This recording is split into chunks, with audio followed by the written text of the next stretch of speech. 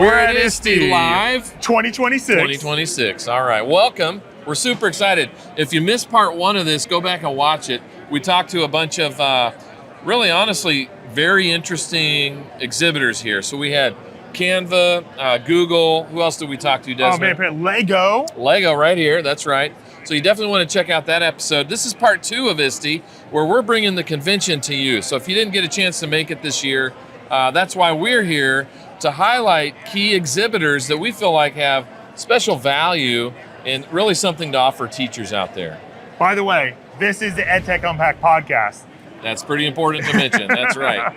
And we're excited to help educators use the tools to better connect with their students. And in this episode, we wanted to start off by talking about how, like, kind of some of the themes and ideas that are happening here. And Aaron, last year we talked about how every company seemed to want and feel a need, a panic to put AI into everything. This year, I really noticed there's some fear. If you haven't heard, there's a lot of tech backlash from parents and governments and all sorts of people and students. And so this year, you've definitely felt like some of the companies are very aware of that. And the response is, yes, some of them seem to be a little panicky. You won't see that in the episode, but you also see some intentionality. And Aaron and I were talking about how I think this is necessary. If you cram technology or really any resource into too much, then it isn't as valuable and it loses quality. So we've seen intentionality about aligning their resources with state standards and curriculum and being much more intentional rather than always using it. Aaron, what other themes have you seen? Well, I mean, that's the big one. And, we saw that right off the top with the keynote. So the very first night, the keynote, this focus on, or backlash, as you put it, towards screen time in particular. But there was a great quote, maybe we'll put it up right here. And it was something like, it's not as much about how much screen time you're tracking, but what you're doing on your screen time, on your screens. In the keynote, the first night, or on Sunday, they talked about how it would be kind of silly to be able to, say, oh, you only have 5 minutes or 15 minutes of lunch when the kids are just eating Twinkies. It's not about the time matters, but it's also about the quality. And so that value of screen time. How valuable is the time you're getting? And so if you want me to be judgmental about your technology use, it would be if you're just like giving free time or you're just like using it to eat up time or to say you're using technology. Be intentional. That's been a major theme of this. That's right. So we're going to hit a bunch of exhibitors here. You're going to hear directly from them. And we really dig into what's new with these exhibitors and why you as a teacher out there might want to check them out. So we're going to do our best to cover it. And we hope you enjoy the ride. Are we ready for this? Let's do it. Let's unpack the tech.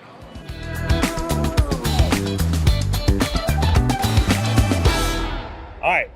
I'm excited about this because I just bought one of the Bambu printers while I was on this trip. So it's sitting at home.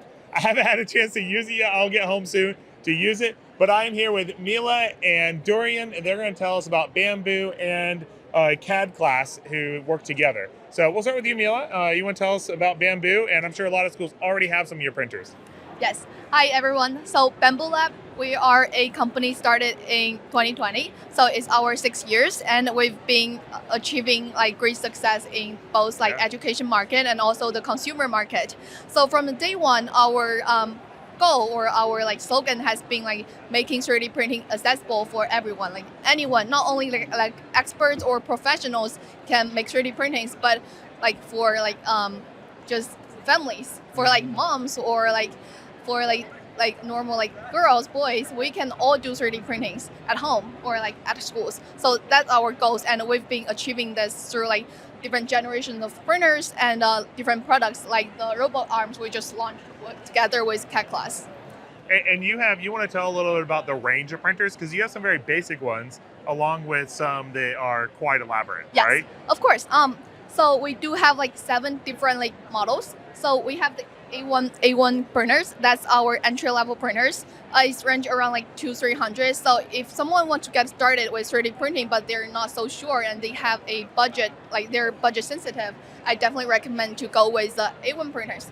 But if you want to have everything with printers, and also you are not you have good budget-wise, like around like $500 or like $800, and you want an enclosed structure, definitely go with the P series. We have the P series right here behind me. It has everything you need and want with the 3D printers, and you can print up to 16 colors with the P series printers. And if you had fun with the beginner printers and you want to go higher, definitely recommend to go with H series. So we have the H2D right here. It's one of our flagship printers. And we have 3 models in the H series, range from H2C, H2D, and H2S. The difference is, from the H2C, you can print up to 7 different types of materials at one time. And for the H2D right here, stands for like dual nozzle. So you can print up to 2 different types of materials at one time. And for the H2S, like you can print up to like 1 filament at one time, and they are always like good speed, like high quality, and like the most accuracy you can get on like 3D printings. So yes, I think for everyone, for beginners or like experts, you can find the printers that's beautiful for you with Bambu Lab. That's cool. And once you get one in the classroom, they should see the curriculum and stuff that you have, because it's very easy. I'm sure there's a lot of schools that have awesome 3D printers they got with a grant or a donation. They're sitting in a corner, right? Or they're printing things that one teacher is telling me they're printing things that are just fun. And that's a good start. But as schools, we want to do more than what's just fun. Yes. We're teaching. And so tell us. Yes, I can pass it. Yes, we are hearing that for a lot of teachers. That's why we're collaborating with CAD Class, and we just launched a perfect STEM solutions, the robot arm. And I will pass to Dorian to talk more about that. Thank you. So my name is Dorian Todd. I work with CAD Class. I'm the robotics specialist. And what we do is we bridge the gap between 3D printers in classrooms and curriculum. What we found is exactly what he described. People will get these amazing 3D printers and print fidget toys with it and things that aren't necessarily academic. So what we've done is we've designed robotics projects that allow students to learn about design for 3D printing in general, and apply that directly to the classroom. We build out fully fledged curriculum across an entire semester or school year that takes students through levels where they can learn different skills about 3D printing and so much more. That's really cool. Well, I'm excited to use my Bambu printer, and I'm sure I'll be talking about it in the podcast, maybe too much. You might have to tell me to stop talking, it'll be too much. But I will let you guys know how it goes as we go along this journey. Thank you. Thank you. Thank you. With us, is that possible? You never know what you're going to find at these conventions, and here we have, according to your booth, the world's first kid-sized humanoid robot, and this is a booster. And I'm here with Jackson. He's going to tell us, my big question I came up to him is like, why? So he's going to explain the why and a little bit of what they do. Hi everyone, I'm Jackson. It's my pleasure to here to introduce our robotics solutions to everyone here. Yes, thank you for inviting. Yeah. Thank you. And why do you guys have a company that's centered around humanoid robots? As you can see, like nowadays, more and more, especially the technology companies, they are develop this kind of a lot of kind of robots. And actually, the humanoid robots is the majority of the category that they are developed for. Why? Because humanoid robots have more features, functions. They can do more jobs compared with other kind of robots. That's why our company do invest in the humanoid robots. Yeah. That's very good. And you said you have a curriculum that goes along with it. Tell us about that curriculum. Oh, exactly. Because we do believe humanoid because as you can see, like a lot of schools, especially for K-12 schools, they have more courses for the AI, for programming, and also for robotics. And our kid-sized robot is especially designed for this kind of education scenario. And also, we already finished our curriculums to divide it in different kind of levels to give to face to different kind of students with different ages. So for the younger kids, they can just learn from the robots. They gonna discover, have the basic idea was how the robots do. And for the senior students, they can do the programming, do the project based on the robots. Yeah, that's the main idea. That's very good. Well, thank you for taking the time to talk to us. Thank you. And you got cool robots here. Yeah, of course. Thank you. Have a good day. I'm with Caitlin, who's an account manager at Britannica. And for those that are in the 7-day out of school system in North America, we do have a relationship with Britannica to help you get easy access to Britannica. And if you're not, Caitlin will tell you why you should. And Caitlin, I'm going to be a little honest, a little vulnerable. Yeah. I know I've had access to Britannica, but with the busyness of teaching, I haven't necessarily dug in. But I do teach social studies and other subjects I think would benefit from Britannica. For sure. So tell me and our audience about Britannica and what's new. Yeah, absolutely. So Britannica is that trusted content over the past 250 years that you know and love from the books. I remember the but books. It is now digital, but it's also really catered towards the K through 12 space. So it's broken out by grade level bands. So we have early elementary K2, elementary 3-5, middle is 6-8, and high school 9-12. And it's based on grade level content for those specific grades, but also reading Lexile levels. So it is really user friendly for every kiddo across K-12, but also really covers every topic, right? So in elementary school, we're doing a lot of animals. In high school, we're doing a lot more literature and nonfiction and really a lot of heavy research. So it can span all of those areas and all the different content areas as well. So that's the content, or like what it covers, but you do more than just text. Right? Absolutely. Like I remember looking through the books as a kid Yes. and scanning through them, looking at the text and the pictures. Yeah. Now that it's not just a book, what is Yep. different about Britannica? Yeah, so I always say, for all intents and purposes, it's a digital encyclopedia, Okay. but it's so much more robust than that, and it's not just your typical database. So you have that leveling feature, but there's images, there's multimedia, there's what we call collectives, which I would say is like a playlist around a specific topic. So U.S. presidents, there's a playlist of all the information we have. We also have interactive, so it almost gamifies how they're learning in there. There are ebooks in there. There's different maps that you can interact with you and got me click on on maps. videos. Oh yeah, our World Atlas actually shows you Street View anywhere in the world. That's awesome. So yeah, there's so much to engage with as a student and as a teacher once you really get in there. Okay, so if I'm a teacher, I teach geography, I'm about to do say I'm about to do a lesson on the Amazon rainforest. Yeah. How should I approach finding and utilizing the resources within Britannica? Yeah, absolutely. So there's a couple ways you could do it. You could engage with your students in small groups and say, hey, everybody pull up your Britannica. I want you to find one fact on the Amazon, maybe one animal, one picture. And so they can go in there and use that search feature, again, being so user friendly. But also from an educator perspective, you could pull up an article or some of our pre-made lesson plans. So we have Teach Britannica, which is a teacher resource with hundreds of different mini lessons that directly link to that Britannica content. We have instructional strategies, graphic organizers. So I know a lot of folks use Teachers Pay Teachers. I say that Teach Britannica is Teachers Pay Teachers, but for free with trusted content. So that's another way you can do that too, is pull just a ready-made lesson on the Amazon out and put it to use in the classroom. That's fantastic. Yeah. Well, thank you so much, Caitlin. You I are appreciate so welcome. Thanks for stopping by. it. Thank you. Let's see what you would have won.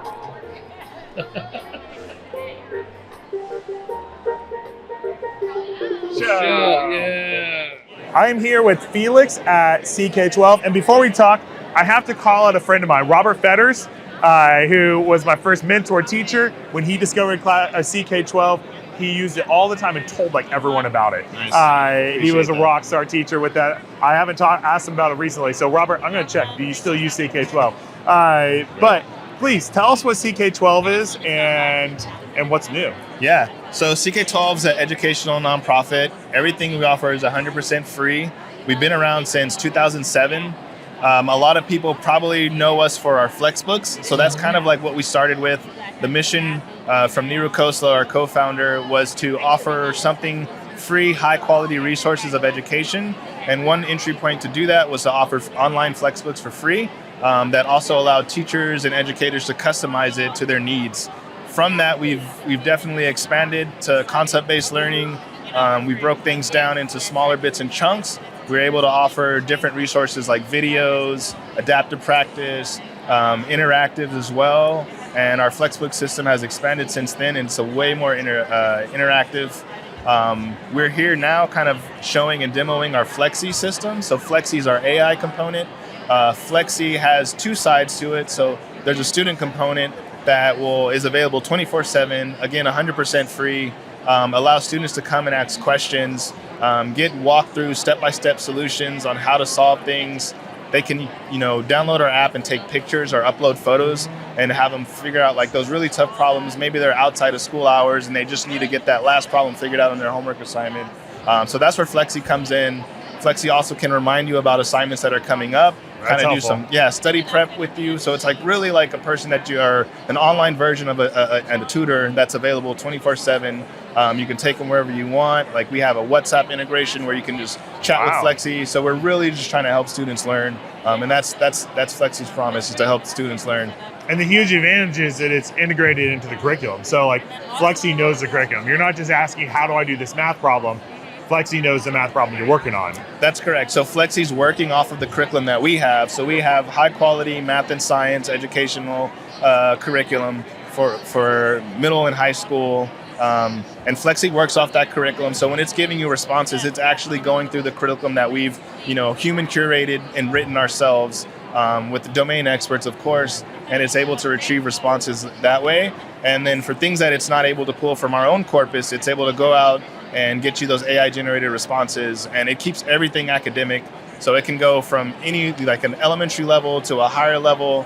Flexi can talk to you in your, your own native languages. You can get things translated. So we've had a lot of use cases for English as a second language learners, where this kind of comes through and shines, because it's like they don't get this kind of tutoring for free, and we're able to bring that to the forefront. That's cool. And you were showing me like the teacher insights. You got kind of a heat map within the textbook that shows where the students are actually reading and spending time. But then also the teachers get insight into the AI as well, what the students are doing, right? That's correct. So the insights I was showing was from on our curriculum.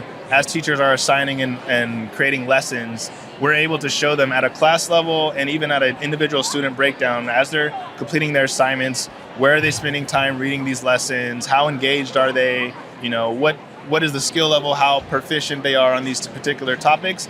We're also able to recommend things. So like if certain students in the class are high achieving and kind of ahead, we can say, you might want to go ahead and have them work on the next concept.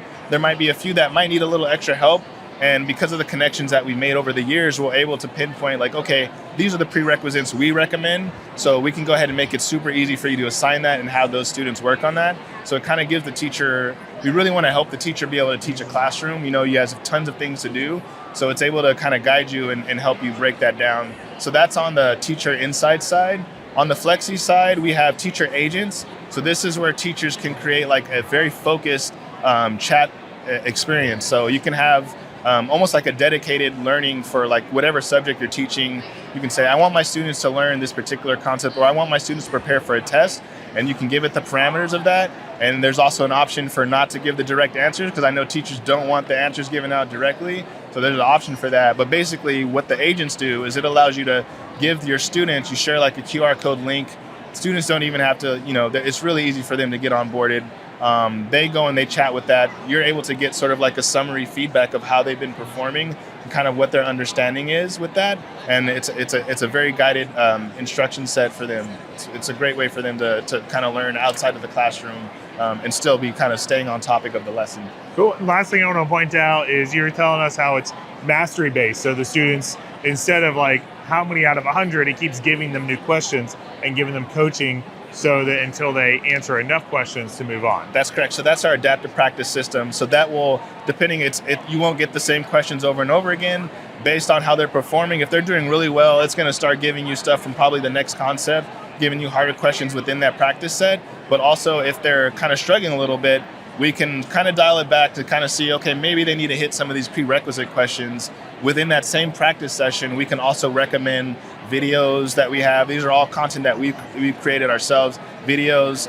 Maybe there's some lessons that they might want to brush up on. And then within the practice itself, we have a little Flexi component who doesn't give out the direct answers, but it's also there to try to hint you, give you some hints, maybe help you jog your memory a little bit. So you have something, a companion as you're doing these adaptive practice to kind of coach you through it. So we really try to improve the learning experience, like the whole process all the way through. Very cool. Great product. Thank you very much. Thank you very much.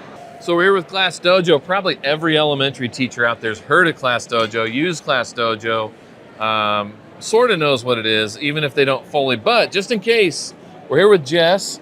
Jess, tell us, like, 30 seconds. What is Class Dojo? Who's it for? So Class Dojo is for districts, schools, families, and kiddos. Major messaging app where you can go ahead and connect with everybody that you need to for your kids' education without having to share personal information. It's been the go-to for quite a long time now. Right now used in over 95% of public schools in the United States. Wow. So it's on a lot of people's radar, I think. People know what it is. Yeah. So my wife is a first grade teacher and used it for many years. But hey, for teachers out there that maybe have used it before but not in a while, what's new with Class Dojo? So there's a lot of new stuff coming for this school year. We have stuff that's great to support school leaders, like being able to review messages in your school community. Some other new stuff too, like our video game Dojo Islands, our tutoring platform Dojo Tutor, and our new early literacy reading app called Dojo Sparks. In addition to that, we're really going hard on the stats that help your school be successful.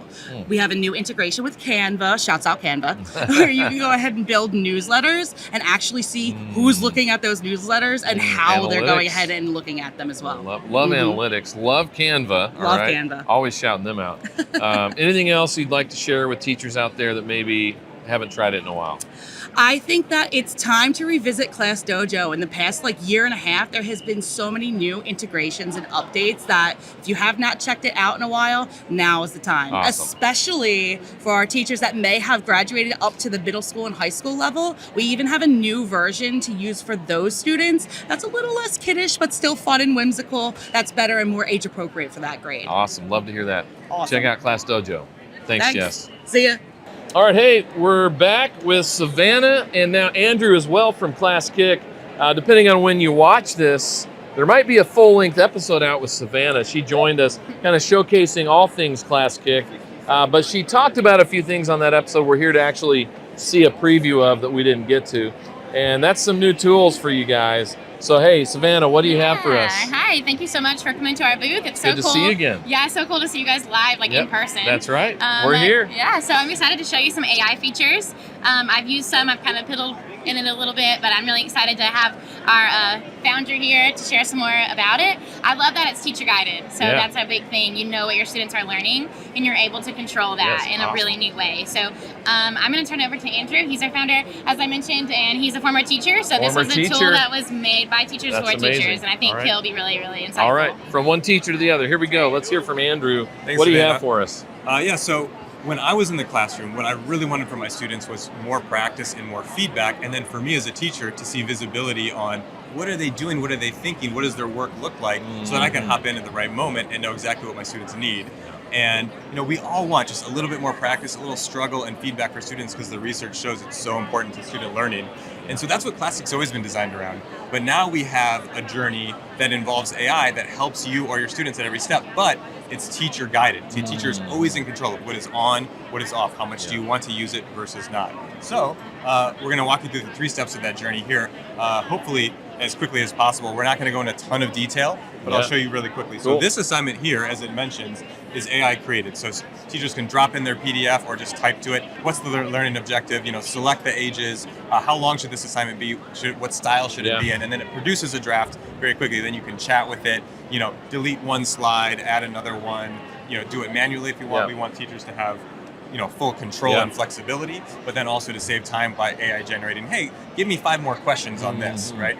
So it does that, and then the other half of it is what kinds of feedback can students get and how do teachers control that?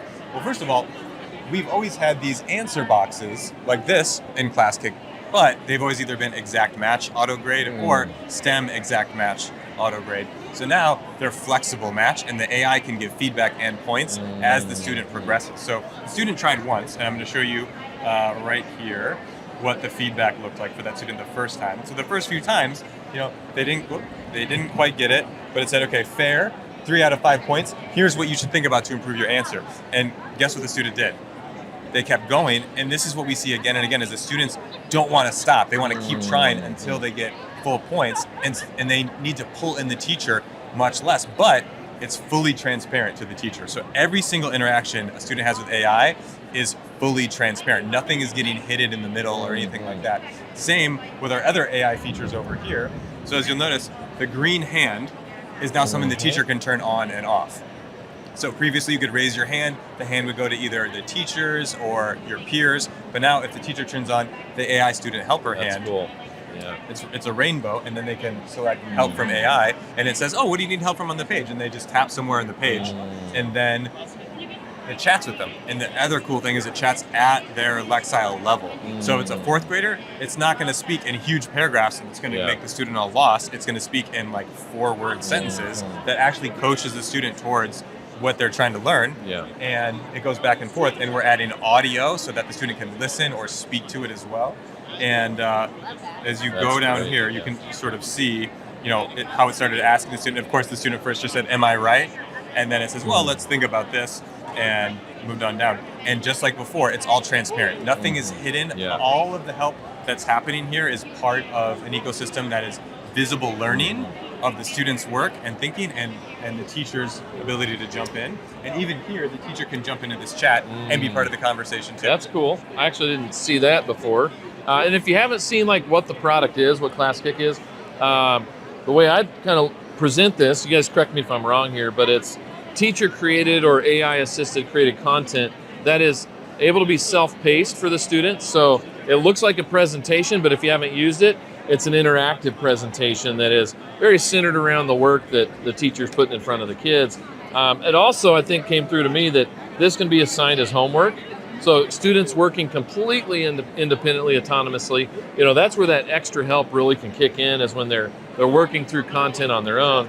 So it's a very flexible platform that allows teachers to have real-time oversight in the classroom, but it really goes beyond that too. And I think that's one of the neat things and the real potential for ClassKick. So Savannah, always great to see you again.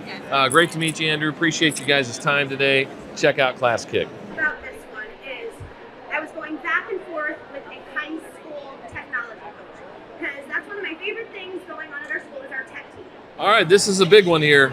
This is a collaboration because we're standing here with Mark and Mel from the Florida Conference, who've connected us with a couple of guys you're about to meet.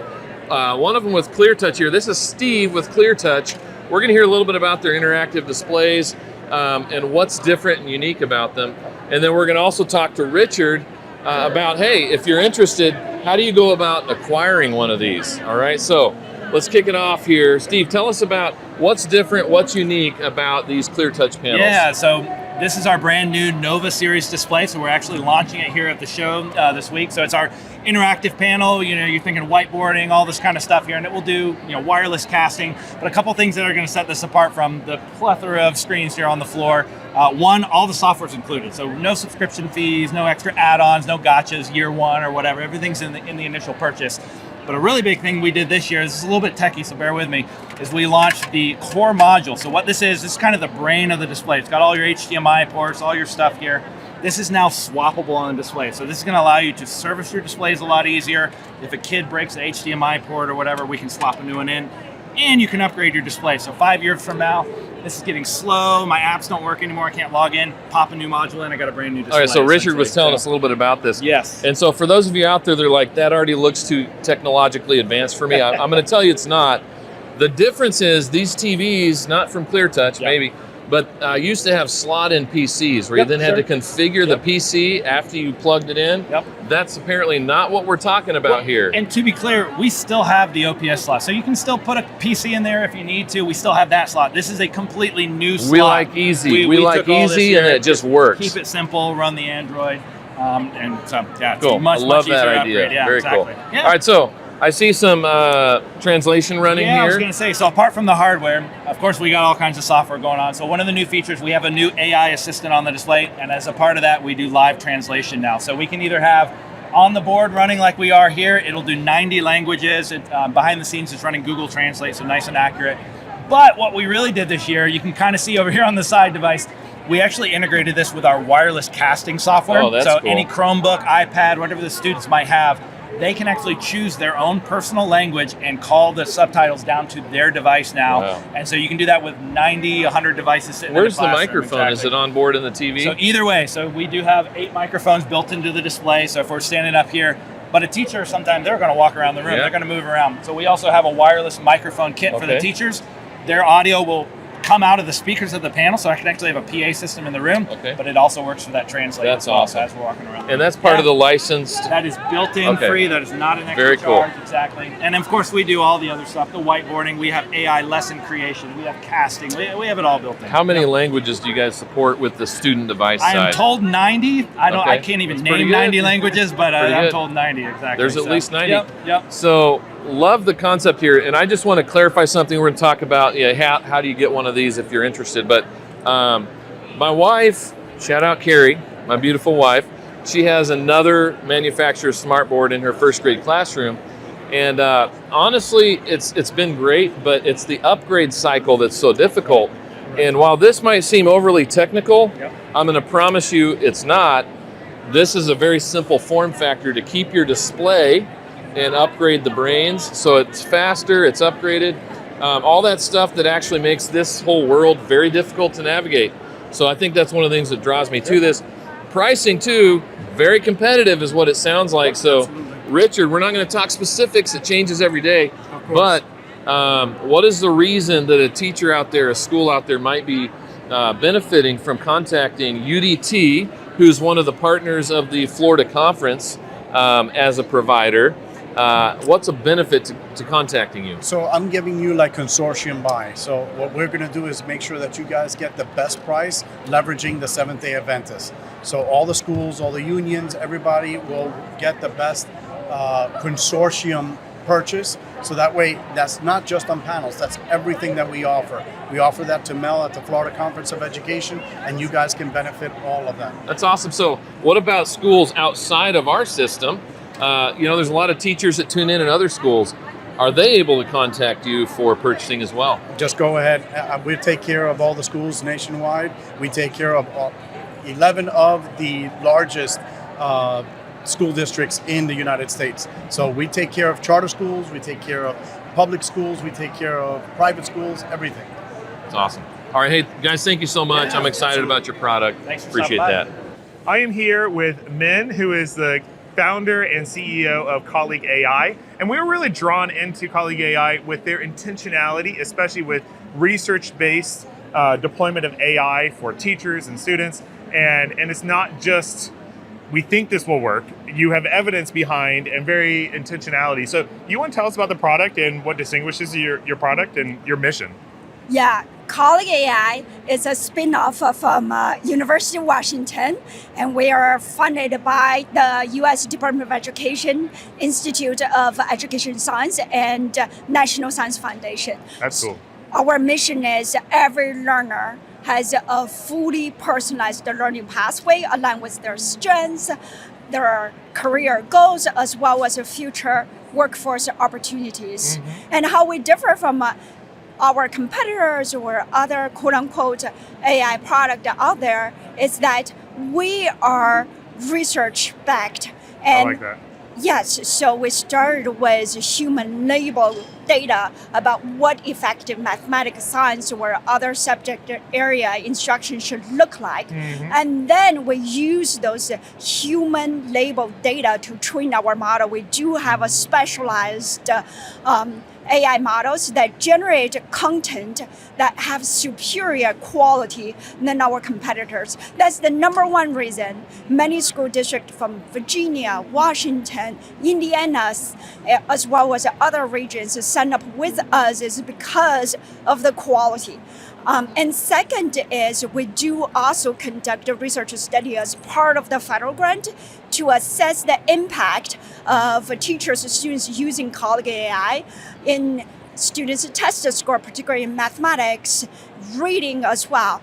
And a recent study showed that teachers using us can generate 1.15 grade level growth in reading, as well as up to 1.5 grade level growth in mathematics. And that is what the whole meaning of AI adoption in classroom, which is generate a meaningful impact on students' learning outcome.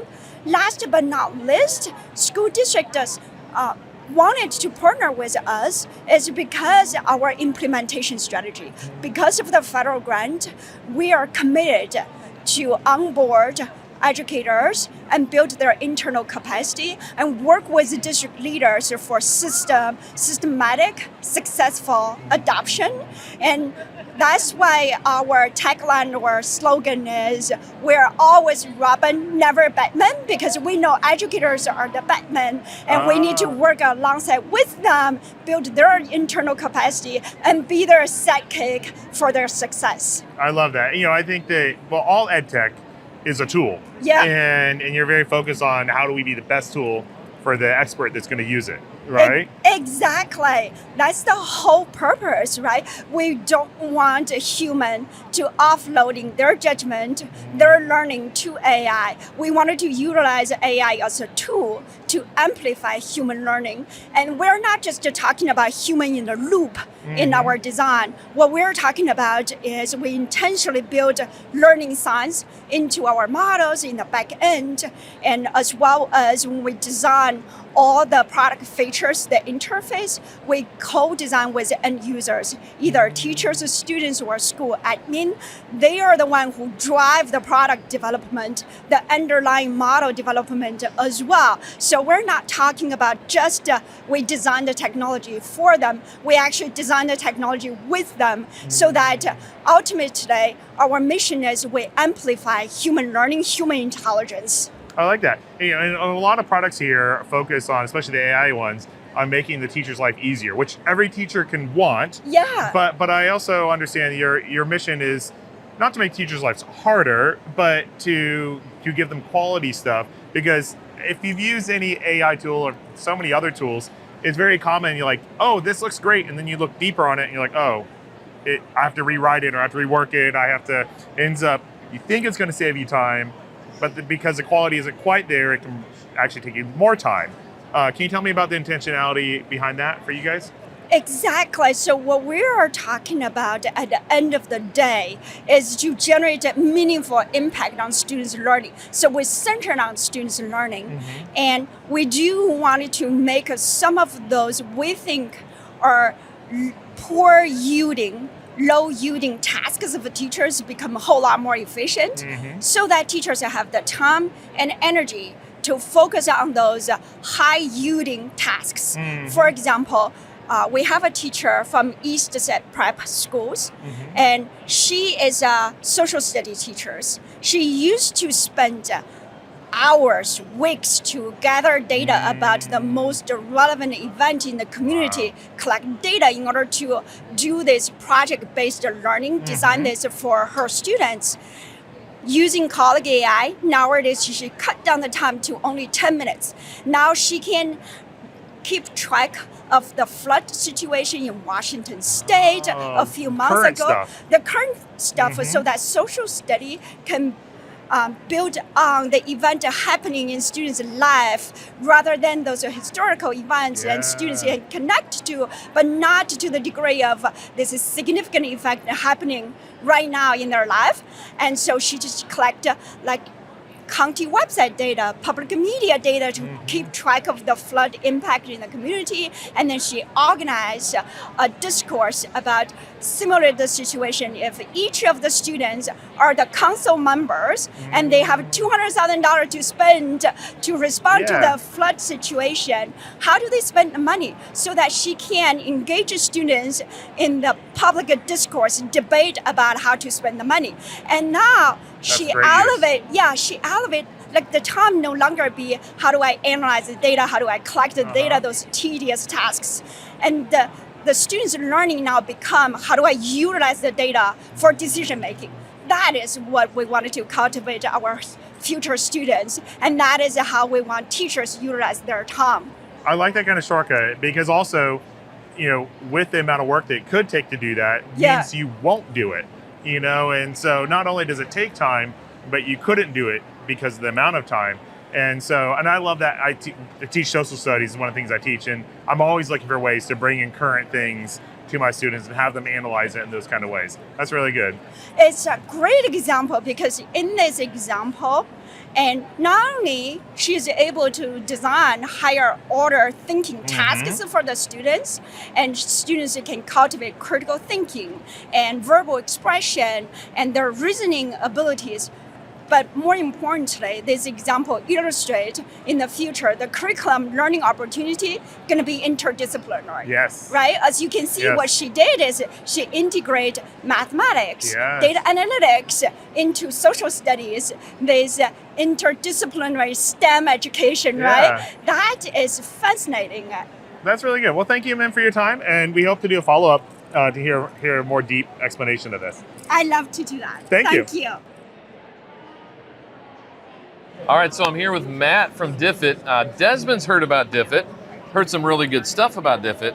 I don't know anything about Diffit other than what you just told us a few minutes ago here. So Matt, hey, why should teachers out there be interested, want to check out Diffit? Tell us what it is and why it's something that brings value to teachers in their classrooms. I would love to, absolutely. So you're looking at it, first of all.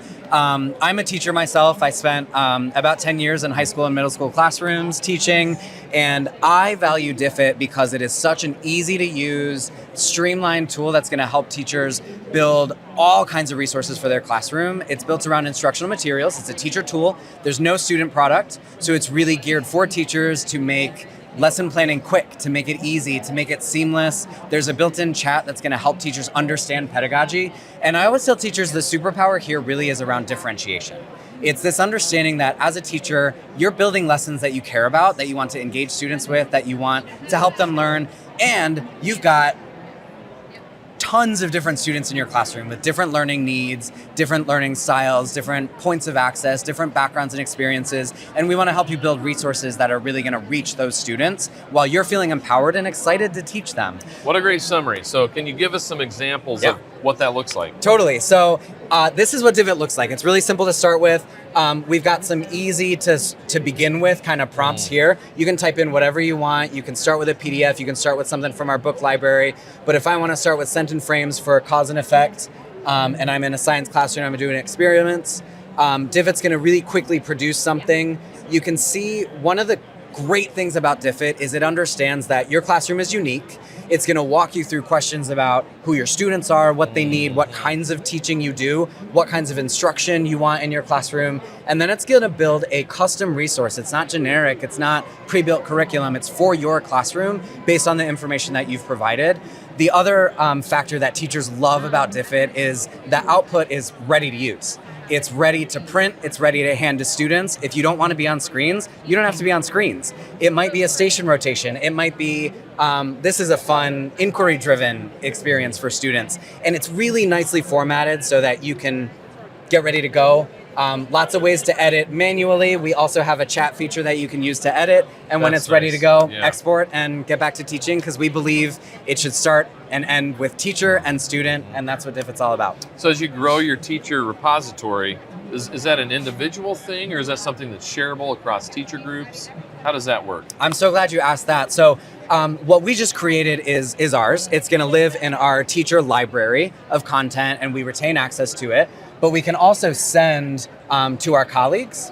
And so there's actually a really cool feature that we've been working on that I'm really excited about. If you stay tuned with Diffit over the next couple months, we're going to be releasing a lot of collaboration features and a lot of different ways to share within schools, within districts, and publicly.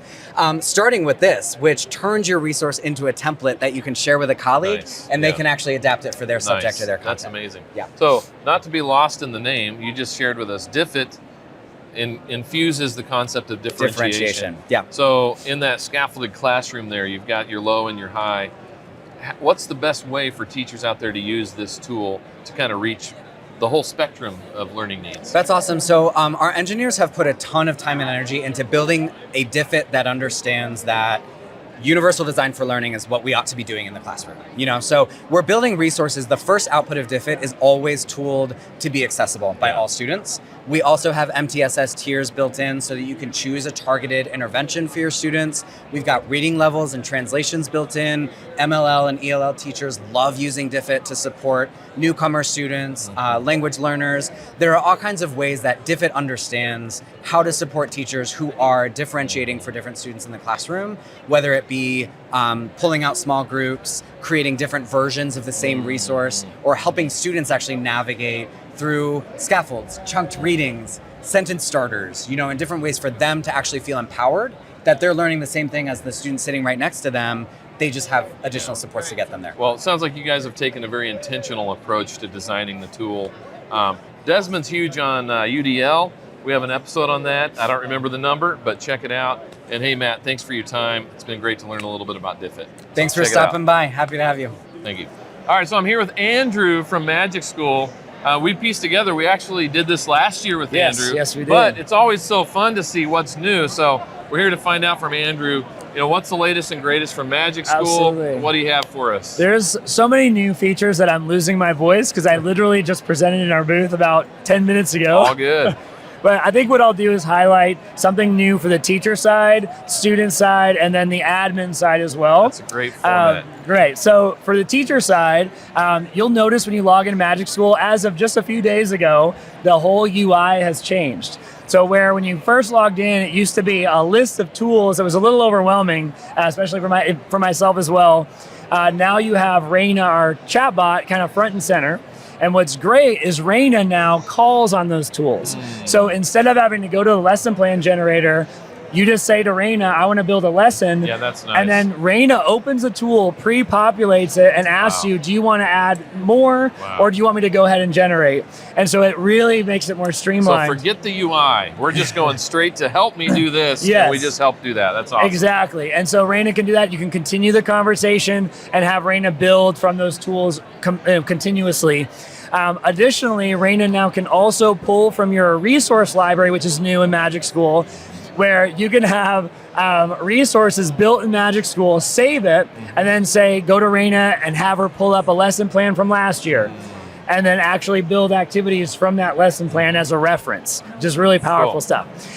For the student side, what we have is updated moderations. So obviously one of the most important things to us at Magic School and as a teacher is the safety of our students. And so the moderations now, when a student says something inappropriate or maybe it's something harmful to themselves, you will get a flag that is color-coded based on that context. So if it's something dangerous, it'll be red, and those can be then directly emailed to the teacher, or from the admin level, which I'll get a little bit more into in a second, you can decide who gets those emails. So if you want every email to go to the counselor or to the principal, you can make that decision.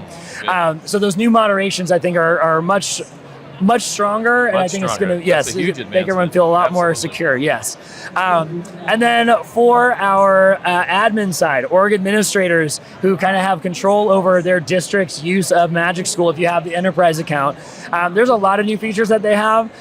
One is those moderations. They can actually fine-tune the moderations and even add keywords and topics that they want absolutely not discussed. Because as we all know, middle schoolers and high schoolers especially come up with a new slang word like almost every 5 minutes, and you would need to keep that updated, right? So if it's inappropriate, the district can go in and add those words so they are not able to try to fight, get around the system and use their slang words. It's almost like somebody in Magic School's been a teacher. There's a lot of us former junior teachers. high before, 100%. I taught 5th grade for a long time. Sweet. So that's awesome. Yeah. So and you're part of the club then. I am part of the club. Right, that's awesome. Yes. And so on top of that, we have what's called district knowledge, which will allow districts to upload all their district documents, so curriculum documents, frameworks, guidelines, state guidelines, whatever it is that you want your tools to reference. So once they've done that and a teacher goes in to use Raina or lesson plan generator, rubric generator, whatever it is, it's going to read those documents, tell you what documents were read. It'll cite even from the document, it was pulled from this line of the document, this line of the document, so you know exactly what it's referencing to build those lesson plans. That to build feels those like tools. it's very much just a natural extension of what you guys are all about, that constrained, very refined experience with AI that also has the supervision piece baked into it. And I know you're talking about admin here, but something you might not have mentioned that we were just talking about is, from what we hear, Magic School has one of the best user licensing agreements. That's very respectful of student data. Now, I'm not an attorney, and I'm not here guaranteeing anything, but I can say personally, from the people that have reviewed, there's a lot of appreciation for the thoughtfulness that you guys have put into that. So I don't know if you'd like to speak to that briefly. I'll say first, that's a shout out to our security and safety team. they are second to none. Like they are leading the industry. We've even seen glimpses of other companies use ours, right? Which is flattering, and it's great because we're all in this for the same reason. We're in this for kids. We're in this for their safety, right? So by all means, like take that. So yeah, I think that's something that's definitely been a huge priority. Is how do we make sure that every input is safe? I don't know if y'all know this, but we actually like the inputs that go in by students are monitored literally 24/7. Like we have people whose jobs it is to like comb those. We have programs and all kinds of things built on the behind the scenes that help them to like filter those and go through them. But it's quite a task that is pretty amazing to see from behind the scenes. Now I'm just a social media guy, so I don't have like a ton of like that, like the information on it, but it's pretty impressive from what I've seen from my little understanding that even I can see the priority they've put into it. Well, and I'm sure most teachers out there are very familiar with you guys, but it's kind of cool to think about. I think it was just 2 years ago where Desmond and I first met you guys in a very small booth. It was nothing like this. So clearly our user base has grown. Or your user base has. So hey, if you haven't checked out Magic School, check them out. And we'd love to hear your feedback. Absolutely. But Andrew, thanks so much for your time. Of course, today. Thanks for having me. It. Appreciate you guys. Awesome.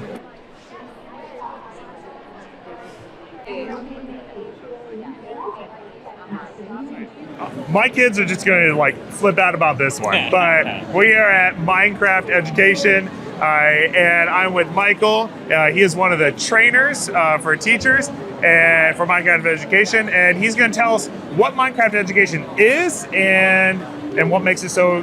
What are the new things that it's doing? Yeah, amazing. So, what is Minecraft Education? It is the magic of Minecraft, the game that we all know, the highest-selling single video game of all time.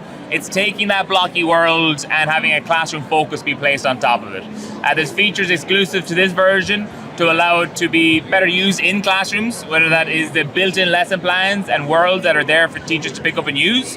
That's the built-in assessment functionality that's there as well. The safety features to ensure that you and your students can only collaborate together in a multiplayer setting and know their situations there as well. All you need is an M365 Microsoft license. If you use Microsoft licenses already in your school, there's a very strong chance you already have access to this game already. And yeah, I've been working with many teachers for many years about implementing it across the curriculum. So there's a bit of a misconception a lot of the time, it must be just fantastic for the STEM subjects, or maybe it's a rainy Friday afternoon, I'll let them play Minecraft for a while. That's not the case. It's a very powerful game-based learning tool that you as an educator can use to help achieve specific learning outcomes. Very good. What are some of the best subjects you've seen integrated that we might expect? Across the board. I'm a primary school teacher originally from Ireland, and my role over there, we teach all subjects. Over the past number of years as well, I've trained hundreds, if not thousands of teachers here now across different subject areas. And there's kind of a tagline we use a lot of the time, which is like, the only limitation is your imagination. And we say that a lot to our students when they're coming up with builds, but it also can be applied to teachers as well. If you're thinking, there's just no way it can fit into my subject area, there definitely is. It just takes a little bit of creativity or using some of the pre-made lessons and worlds that are already available to you. The Minecraft Education website and the built-in lesson library, there's hundreds of lessons there just to pick up and use. Maths, science, we have even our AI literacy pieces that are now being introduced. We have our cybersecurity pieces as well, art and design. If you run a club, there's fantastic programs there as well for esports, which is a major one as well. So across the board, it's really, you come to me, talk to me about what your subject area is, I'll give you some ideas for how to implement it. That's awesome. Now, Dan was telling me about a new AI agent training thing for Capture the Flag, or using Capture the Flag or something? So we are actually exclusive. This only was announced yesterday. You got it first. So it's called the Velocity Prize. It's a very simple challenge. We are giving you time to locate a flag that's going to be hidden inside of a Minecraft world. You go off, you find that, you return the flag to your starting point, and then there's a ticking clock as you go. You run back, and that time, that finishing time, gives you instant feedback of how well you did, how quick you were to do it. As an educator, I would recommend having your students do a couple runs, and follow a format that I have for my training for the Velocity Prize, which is available right now. One run, one reflection, one improvement. So let them run. Don't really tell too much. Let them go off and figure it out how to get the flag. Come back. What did that run teach us? What did we learn from that? Okay? What improvement can we do on our next run? After a while, they'll start to notice manual exploration and manual breaking of the blocks is not the fastest way. Can we start to introduce computer science and coding here? So if you're familiar with MakeCode for Microbit, MakeCode Arcade, MakeCode is also available and built into Minecraft Education. So visual programming, block-based coding is available there. Python and JavaScript built into the game. There's no jumping out of the game to access it. So we want our students then to think creatively, use their computational thinking skills, come up with a strategy, come up with an algorithm to help you find that flag faster. Quite simple. And we're also saying, because this is open for students 13 to 16, use the appropriate co-pilot tools to come up with some AI-assisted strategy, all right? It's not solving the problem for you, but let's look at what does coordinates look like in Minecraft. What about these block types? Have I found a pattern that I can actually have AI help me find that flag faster? And in October, we're opening this up as a global competition. So students can submit their 3 fastest times, the 3 fastest times that can be proven across the world. They're going to be spotlighted, they'll get trophies, their schools will get trophies, and they'll be open up to mentorship opportunities as well. That's really cool. That's really cool. So final question, not as glamorous, but so many schools are using Chromebooks. Yeah. And so how can those schools do this as well on their Chromebooks? Minecraft Education over the years has been updated to basically run on every device available in schools. You can have it on your Windows device, Mac, iOS, Android tablet, Chromebooks, all available. All you got to do is head on over to ak.ms/me download, and you're going to be brought to a page there that says click on whatever represented that your school devices. It's a free download, which is important to note. So even if you don't have licenses, you can download it for free onto your device, get access to the demo library that has hours upon hours of lessons that you can pick up and use right now. And if it interests you, go look into the licensing. Awesome. Thank you so much. Appreciate it. Thank you so much. Have a great rest of your day, folks.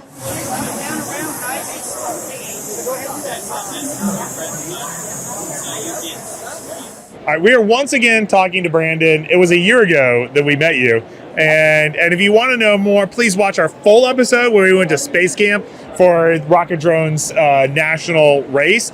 But after our last conversation, Brandon told us that they've made some adjustments to their pricing, and you want to tell us about the new packaging and stuff? Yeah, absolutely. Thank you. So after actually talking to y'all at the last podcast, everything we do is based on what our teachers tell us. And y'all mentioned that you have a lot of smaller schoolhouses and smaller locations. They may not be ready to jump onto a full size package. Yeah. So we are now, as of actually today or tomorrow, July 1st, offering a digital only package where our schools can come online with our simulator only, our portal and everything that goes with it for $1,500. So schools can start up, make sure they enjoy it, see that the kids love it, tack on hardware when you're ready. Awesome. So and it comes with a controller, right? You can tack controllers onto it or play it esports mode. Okay. And hang out in some fun gates, because why not?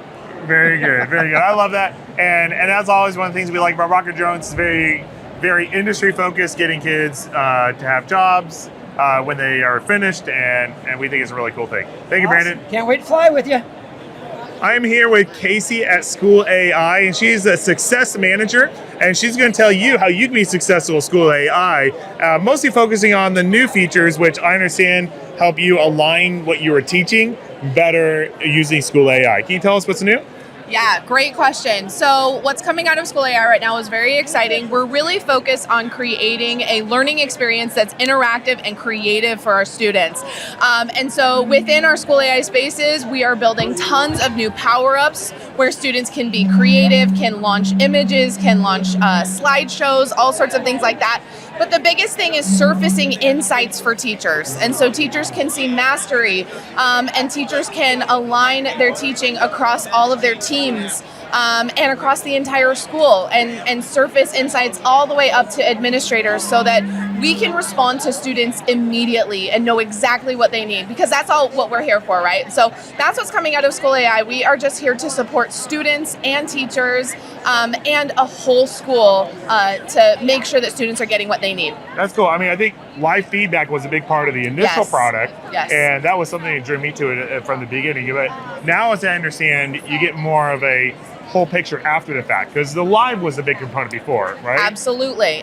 So right now we have that live situation, but also what's coming up is ways for teachers to take those insights and find out what they should do next. Actionable. And I think that that's something that teachers have always done. What do I do now? And so School AI is there to support that. But the biggest thing too is that teachers are behind the wheel on that, and they are the ones that know their students the best. And School AI is just kind of superpowers to help them make those decisions faster. Awesome. Well, thank you for connecting students and teachers better. Thank you. Appreciate it. Thank you. Well, I hope you enjoyed all those different vendors we talked to. And it's really interesting. You know, some of them say things that we're getting really excited about. Some of them we're still learning. Aaron, I hope it's not too much. I'm not fully convinced about the kids-sized robots, but we'll learn more. We'll see. Yeah, we'll reserve judgment. Insert interesting clip here of those robots, right? Yeah. Let you reserve your own or make your own judgments. But they're fascinating, interesting. You never know what you're going to find at a convention like this. That's right. And we wanted you to get a taste of that. But we wanted to also, before we wrapped up this episode, talk about the ones that someone we found interesting. And one of them that I found really interesting was Colleague AI. And there's all these different AI tools. There's a lot of them. We didn't even cover all of them. We were trying to get to more, but we didn't get to all of them. But with Colleague AI, I haven't used the tool yet. They gave us a little trial. I'm excited to try it. But it is the research intentionality of it. And maybe the tool does work good. And a lot of these companies have research, branches that help them with that. Maybe it does work well. Maybe it doesn't. You might work really well for your class.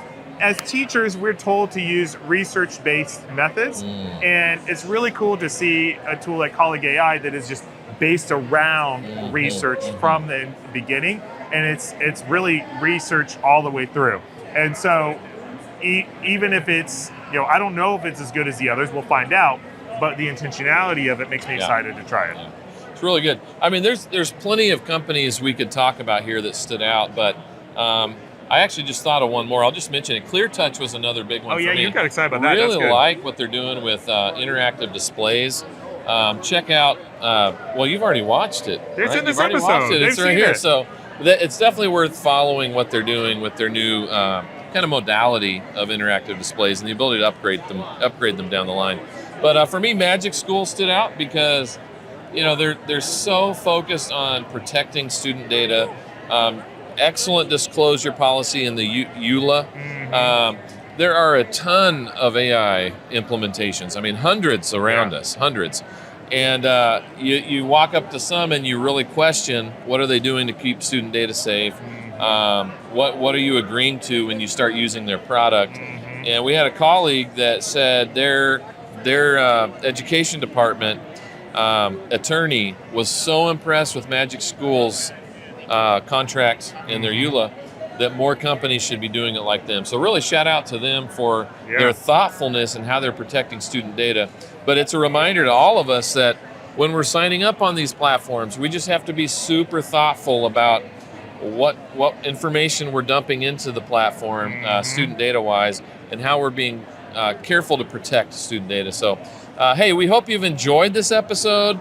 We're really excited to bring these kinds of things to you, and we know it can feel overwhelming. It's been overwhelming for us this week. It has been. It's exhausting. I've slept so good this week. It's been amazing. But we also know that for you as a teacher out there, it can be overwhelming in your own right, in that you don't know where to start and where to end and where you're headed sometimes with trying to implement new technology that there's 100 options for. And so we just want to encourage you that it's relationships first. It's about how you connect with your students that really, truly matters to change their lives. And so lean on that. Know that God has you in the right place for a purpose and a reason. You're there to impact your students' lives for eternity. And so, like we like to say, remember, it's not about just the technology that you use, but how you foster meaningful relationships with your students to change their lives. We hope that's your biggest takeaway, and we look forward to seeing you in the future. Blessings. Blessings.